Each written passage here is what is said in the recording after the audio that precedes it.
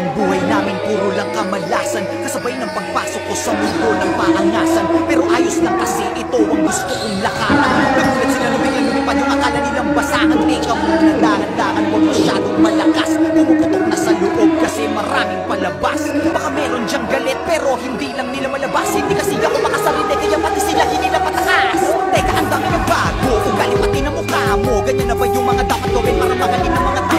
Sa bagay sanay ka naman, no respeto daw kahit mabago. Kung gusto nyo ng respeto, tanungin nyo na sila kung magkano. Huwag magpapakapekto, kala mo perfecto. Lalo pag nagsalita na yung mga yakala mo walang epekto. Samantalang ako ginawa ko lang lahat ng ito ng puro diretsyo. Habang ikaw kailangan may siraan ka para lang makaasenso. Para ka lang chismoso, ginawan na lahat ng kwento. Isa kang bumal na manunulat, ya puro ka lang invento. Tinapakan, inangasan, sinabihan, umalis na lang ako rito. Nilabanan, hinayaan, kaya kayo nauna ang bang paborito. Titirahin nyo ko si Balong lang nagdala. Huwag kayong mag-alala, meron din kaming dala. Ganyan naman yung mga ulule, mahilig mangumpara. Nagpapanggap na